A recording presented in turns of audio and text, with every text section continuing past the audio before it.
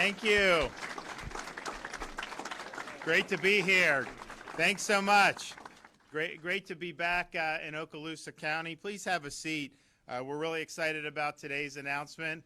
Also just have to say thanks to Northwest Florida for last Tuesday. We really appreciate it. We were able to, if you look at Santa Rosa, Okaloosa, Walton, kind of this stretch, we had massive gravity-defying margins, and we really appreciate the support. It means a lot. They would, like North Korea, Iraq used to do like these 99%. Like we obviously, it's a free and fair election, but for us to be winning, Okaloosa by like 53%, Walton by 64%, and Santa Rosa by 60%. That's a huge wave of support. So thank you. We appreciate it very much.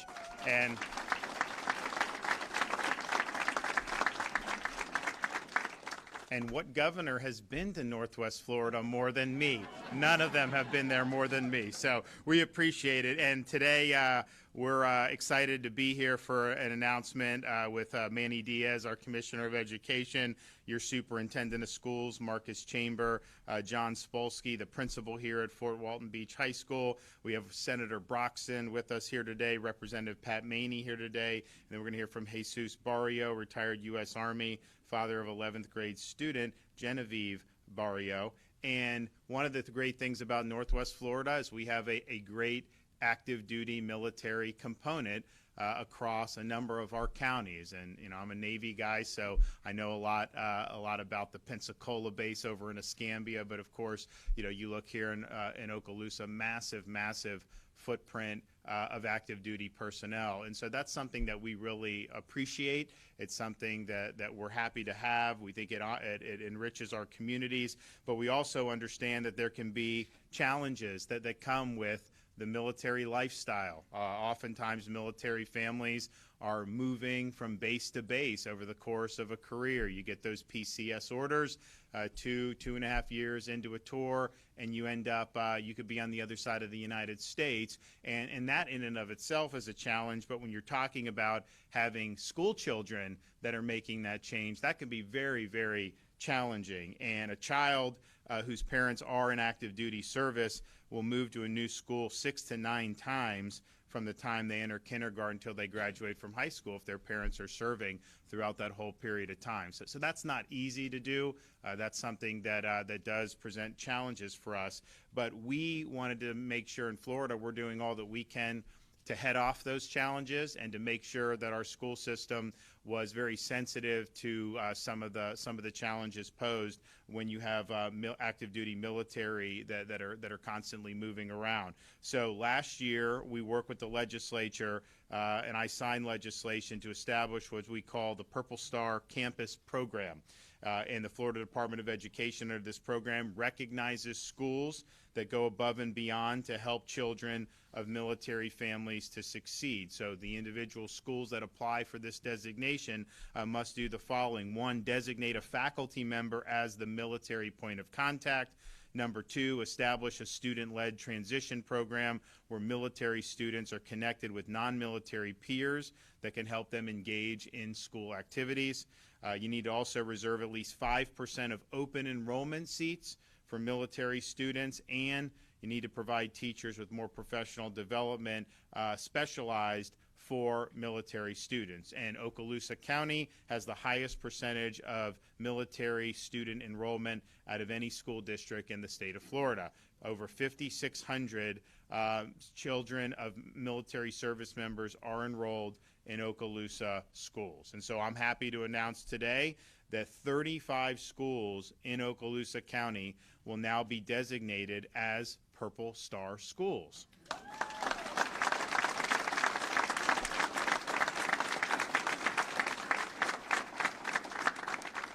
We're also designating another 79 schools across the state of Florida for a total of 114 Purple Star schools in 10 school districts throughout Florida. So in addition to Okaloosa, we will have schools earmarked in Brevard County, Citrus, Clay, Duval, Escambia, Hillsborough, Monroe, Okaloosa, Santa Rosa, and Walton counties. And so this is a big deal for the state. and I think it's going to be something that's going to be very beneficial for our military families and for their kids.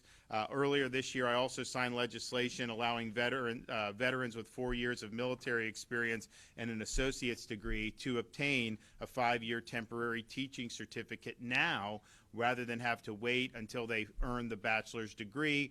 Of course, they're progressing towards that bachelor's degree, but we recognize that active duty service as being something that is very meaningful and can have a very positive benefit with students in the classroom. And so since that time, we've had 495 veterans apply for this program. And, there were some people criticizing us because we're welcoming veterans, to be teachers, which is just ridiculous. And they said that somehow, you being serving, in like Afghanistan or something, that's just equivalent of bringing any warm body, I think one of these people said, and that's just totally wrong. This is valuable experience, but guess what? You apply, you still got to make the cut. They got to think that you're good to do it. So we've gotten a lot of applications, and people, I think, have been very impressed with the quality of individuals who are coming. In August, we announced we're going to have additional legislative proposals in 2023 to help get additional retired first responders and veterans into our classroom, including providing bonuses. So we look forward to being able to do that. But to further support those efforts today, I'm directing Commissioner Diaz and Florida DOE to create a first-of-its-kind Purple Star School Teacher Leadership Program. And through the program, the department will work with the Purple Star schools in Okaloosa, Santa Rosa, Escambia, and Walton counties to set up their own teacher certification and professional development programs. Each school will recruit veterans to take part in the program as they work toward their teaching certificate, which each one given a mentor teacher. They will also recruit veterans to help provide the professional development with a focus on the needs of military families. Not only will this program employ veterans, it will also allow districts and schools to conduct their own educator professional development and to certify their own teachers. And so I think what we were able to do is, really move the ball forward across a wide variety of fronts. I'm proud that Okaloosa County is leading the way with this new program, and we look forward to being able to continue to serve the families of active duty military personnel. You notice people that serve a whole career, Air Force, Navy in particular, they go all across the country, but when they're stationed in Florida, they usually don't give up that Florida residency. They usually keep it. They usually keep that driver's license. They keep the voting. They keep, if they have property, a lot of times they will keep the homestead and all that, and that's great. And we're fortunate. And then when they end up leaving active duty, a huge percentage of them will end up coming back and moving back to Florida, particularly here in Northwest Florida. So we want to welcome that, and we want to continue to make these communities really, really strong. So I'm excited about today. Thank you for our Northwest Florida communities for really leading the way on this. And I think that this is going to be a great, great success. Okay, Manny Diaz.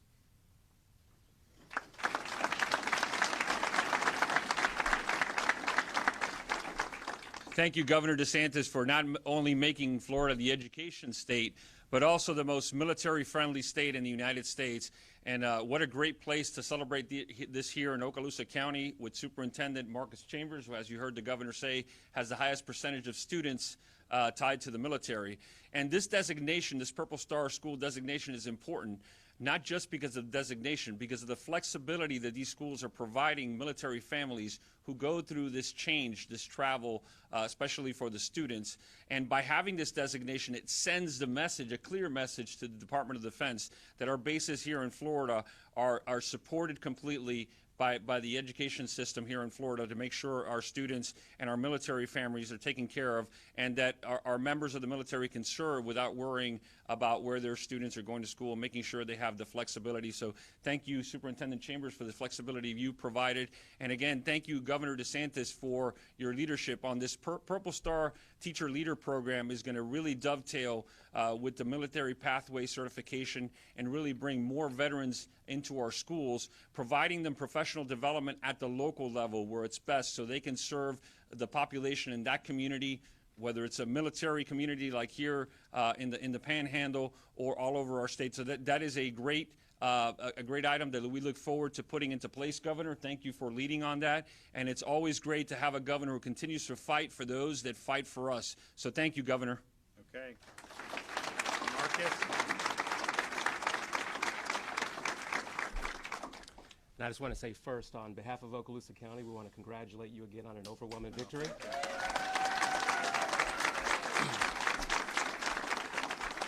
And I will say, I love the words that the governor used when he said, Okaloosa leads the way.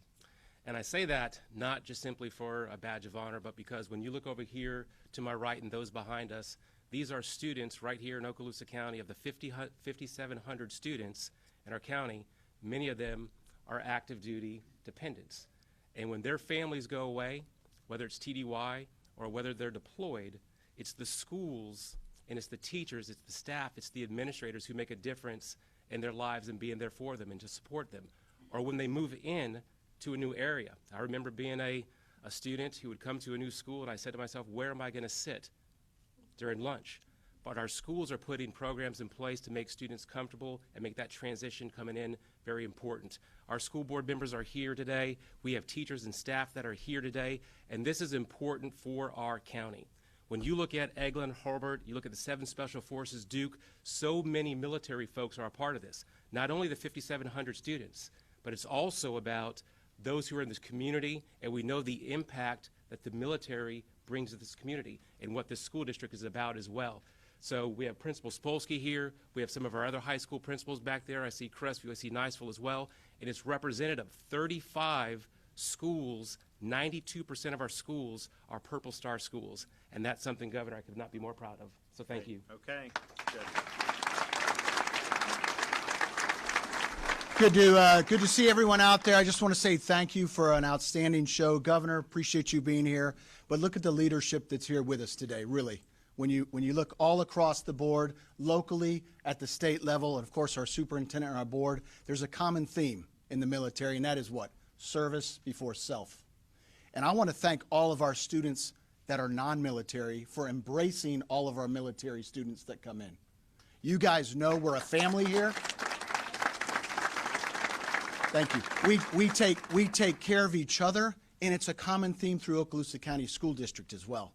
And I want to say thank you, Superintendent, for pushing us to these different directions that is going to take care of everyone so that we can make this state better and just be thankful for what we have. Thank you. All right.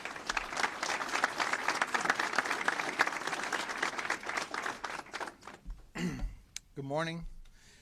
My name is Jesus Barrio. I'm a 27-year veteran from the Army. I've deployed twice in my career, one to OIF and OEF, and so it's Iraq and Afghanistan. I did that 2 years, so it's basically 3 years away from the family when you deploy twice. A lot of people are in the same position that I am, even more. I met people who had even more deployments, but I was lucky.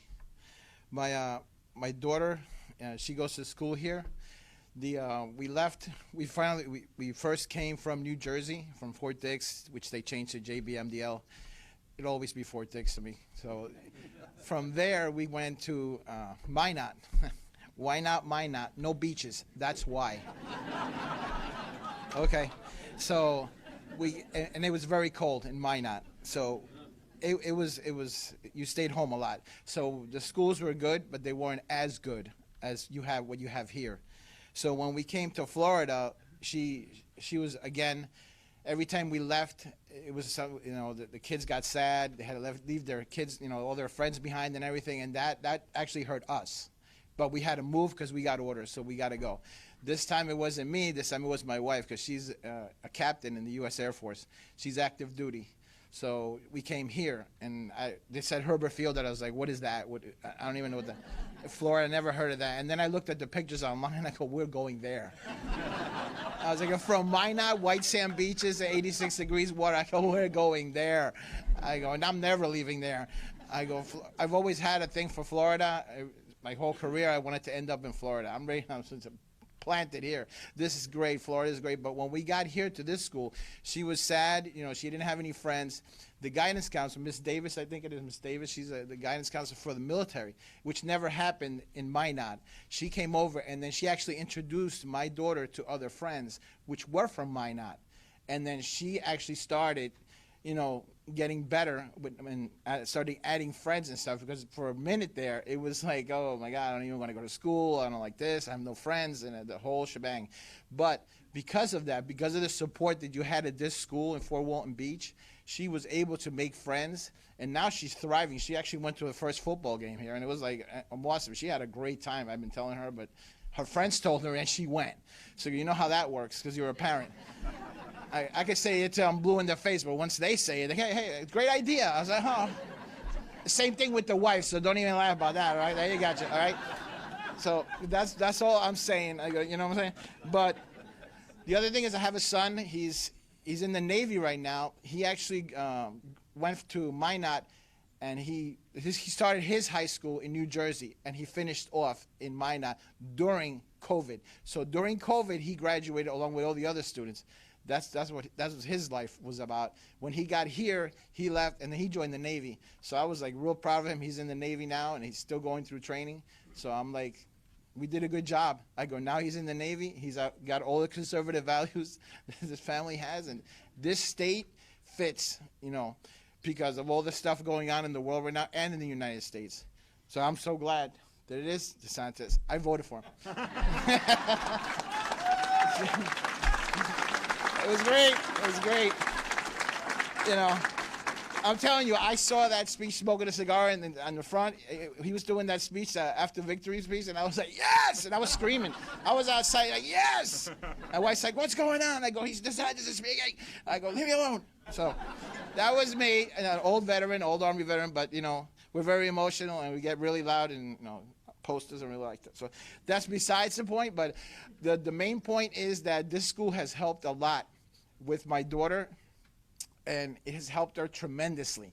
I mean, in no other places that we've been to has been like this. The amount of gratitude that I have to give this school is like, thank you very much for what you've done, especially Miss Davis and the counselor and the principal calling all the time with anything that happens, which has never happened before. So the information and the support system is definitely here, and I truly appreciate it. Thank you.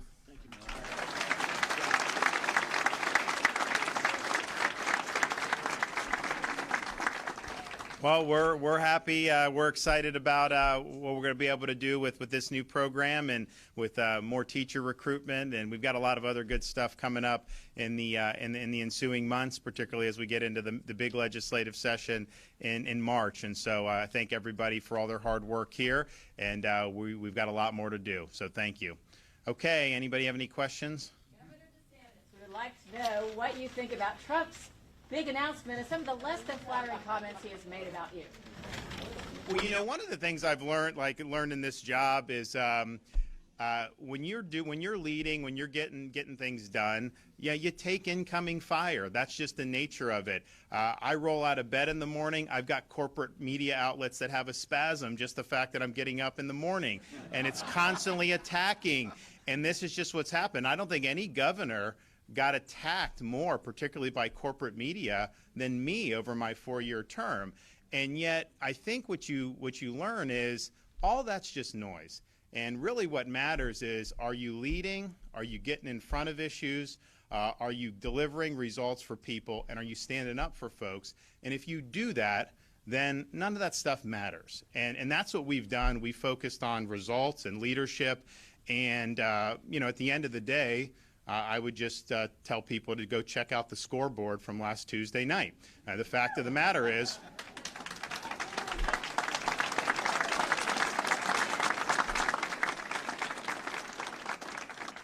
the fact of the matter is, it was the greatest Republican victory in the history of the state of Florida.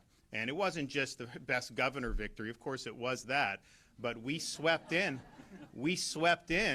supermajorities in the Florida legislature. We have 85 Republicans out of 120 in our state house. We've never had that many before.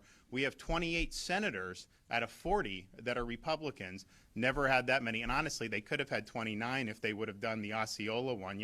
We won Osceola County at the top of the ticket, and I think we probably could have done that. So you see that. You see the school boards. We're electing all these great people to school boards. We had 16 Republican members of the U.S. House from Florida. Now we have 20 going up there. So that's four seats right there. So at the end of the day, I think people respond to the leadership. They respond to the results. And so that's why, even though I know anytime I do anything and you're over the target, you're going to face incoming. That's just the nature of it. But that's not ultimately what matters to people. What matters to people is, are you standing up for them? Are you leading? And are you getting things done? And we are. Yes. We love you. But the Republican Party is the real concern between you and Trump. And I know you're not at fault. How do we make it better? Well, look, I think some of this stuff gets a little bit overdone in some of the media. At the end of the day, you had an election nationwide.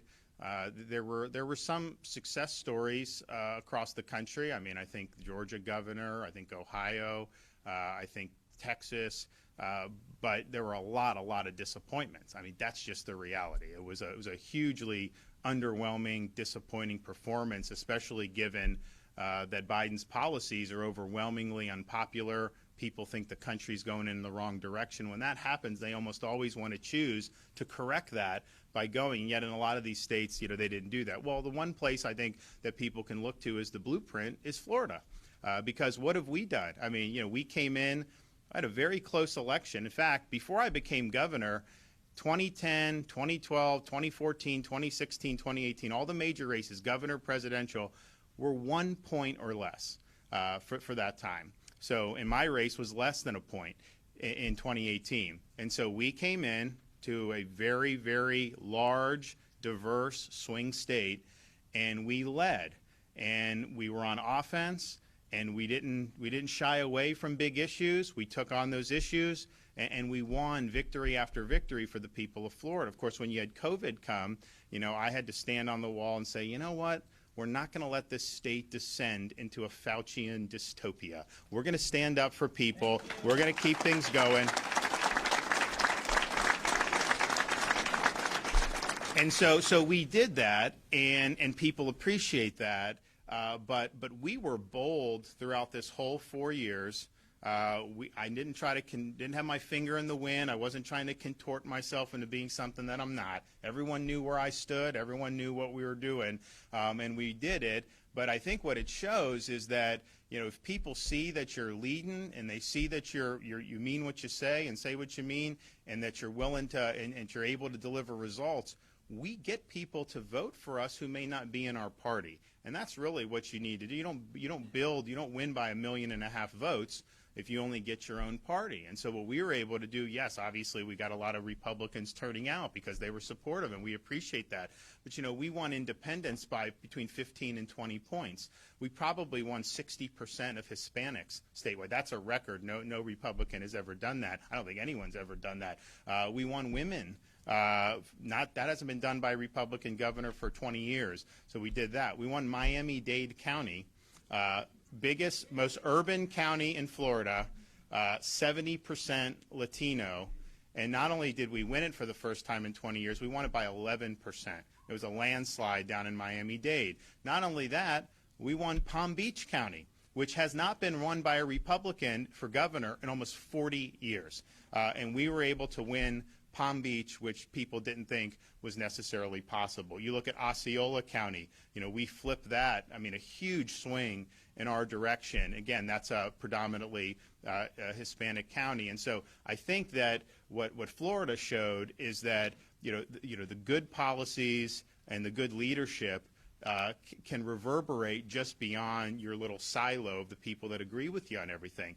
We had people coming out to vote for us who may not have voted for Republicans in the past, and I think that ultimately is the way forward. And I think the other governors who were successful had similar programs. I think some of the others around the country, you had situations where these independent voters aren't voting for our candidates, even with Biden in the White House and the failures that we're seeing. That's a problem. And so Florida, I think, really shows the blueprint of what you can do to not only win, but really fundamentally change the overall political terrain in a very strong pro-freedom direction. And that's what we've done here.